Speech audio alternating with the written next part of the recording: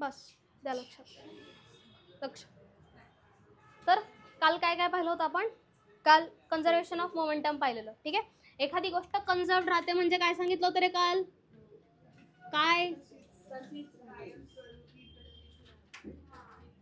Conservation of momentum. Conservation म्हणजे काय की एखाद्या गोष्टीचा काउंट आधी जर तेवढाच असेल नंतरही तेवढंच राहणं म्हणजे काय करणं? कन्झर्व करणं. कमीही नाही जास्तही नाही. ठीक आहे. कमी पण नाही जास्त पण नाही. कन्झर्व राहणं म्हणजे काय? व्हॅल्यू जशी आहे तशीच राहणं. ठीक आहे. 2018 मध्ये जर झाडांचा नंबर 250 होता आणि 2022 मध्ये जरी झाडांचा नंबर 250 आहे तर याचा अर्थ काय? ते काय राहिले? कन्झर्व्ड राहिले. ठीक आहे. कन्झर्व मध्ये एखादी गोष्ट जशी आहे तशीच राहणं म्हणजे काय? कन्झर्वेशन. त्याची इनिशियल व्हॅल्यू जी आहे तीच त्याची फायनल व्हॅल्यू असणार आहे. त्याला काय म्हणतो आपण? कन्झर्वेशन म्हणतो. ठीक आहे. मग आता काय आहे कन्झर्वेशन ऑफ मोमेंटम? म्हणजेच काय की इनिशियल मोमेंटम हे इक्वल राहतं कोणाला? फायनल मोमेंटमला. कधी? ज्यावेळी एक्सटर्नल फोर्स काय असतो? 0. If the external force acting on the system is 0 then initial momentum is equal to final momentum. Momentum काय राहतं? कॉन्स्टंट. काय राहतं? कॉन्स्टंट. न्यूटन्स कितवा लॉ? लॉ ऑफ मोमेंटम हा सेकंड लॉ आहे. तर सेकंड लॉ काय सांगतो? The external force is directly proportional to mv minus mu by t. याचा अर्थ काय? Rate of change of momentum. ठीक आहे. हे काय? Rate of change of momentum. त्यालाच आपण कसं लिहू शकतो? F is dp by dt. कसं लिहितो? dp by dt. मग d बाय dt. dp ला कसं लिहिणार रे? Mass into velocity. आता डेरिव्हेटिव्हचा रूल वापरायचा. डेरिव्हेटिव्हचा रूल काय सांगतो? मल्टिप्लिकेशनचा. पहिला तसाच दुसराचा डेरिव्हेटिव्ह, परत दुसरा तसाच आणि पहिल्याचा डेरिव्हेटिव्ह. मग पहिला तसाच म्हणजे m तसाच, velocity dv by dt plus आता काय? आता v तसाच आणि काय हे dm बाय dt. मग काय झिरो होईल याच्यात? काय झिरो होईल? वेलॉसिटी. का? कारण वेलॉसिटी कशी आहे? कॉन्स्टंट. वेलॉसिटी कॉन्स्टंट असल्यामुळे कॉन्स्टंटचा डेरिव्हेटिव्ह काय येतो? 0.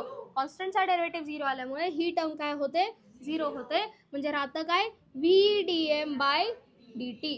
म्हणजे जर मोमेंटम कन्झर्व्ड आहे म्हणजे फोर्स काय? एक्सटर्नल फोर्स काय? 0.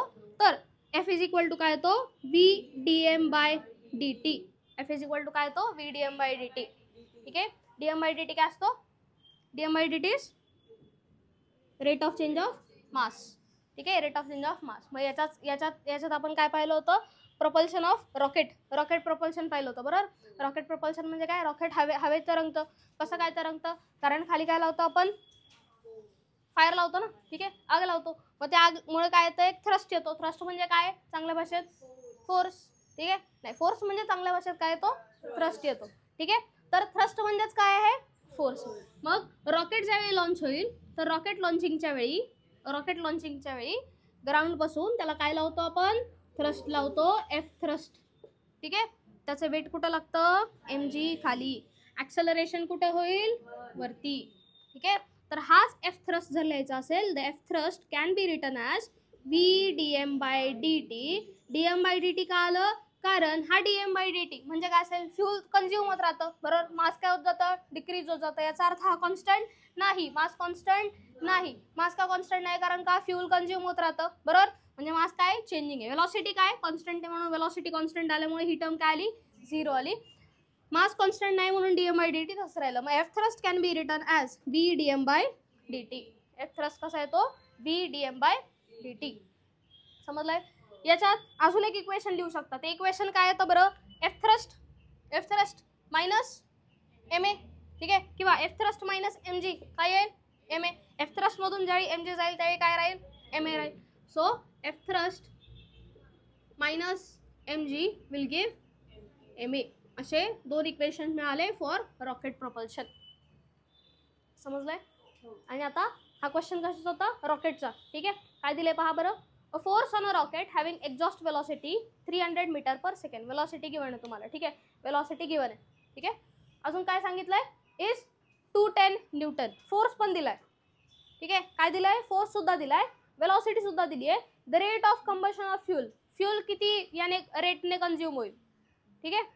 तर काय आलं ते DM by D T find करायचं. मग DM by D T is equal to काय येईल F thrust by upon V. DM by D T will be F thrust upon V. F काय आहे दिलेला 210 अपॉन नाही एफ थ्रस्ट 300 का नाही एफ थ्रस्ट नाही बरोबर आहे ना वेलोसिटी 300 आहे. ठीक आहे वेलोसिटी किती आहे 300. हे कॅन्सल आउट झालं किती राहील हे किती राहील 0.7 नक्की. ठीक आहे काय राहतं 0.7. ठीक आहे एकदा कॅल्क्युलेट करून बघा ना कॅल्क्युलेट करून बघा 0.7 समजलंय का समजलंय नक्की. आणि दुसरा एक क्वेश्चन होता आता हे बाकीचे तुम्ही सॉल्व करायला बाकीचे सॉल्व करा. ठीक आहे आणि दुसरा एक क्वेश्चन होता कशाचा रिकॉइलिंग ऑफ गन. ठीक आहे गन रिकॉइलिंग मध्ये तिथे काय होतं मोमेंटम कन्झर्व्ड राहतं. Gun रिकॉइलिंगचा question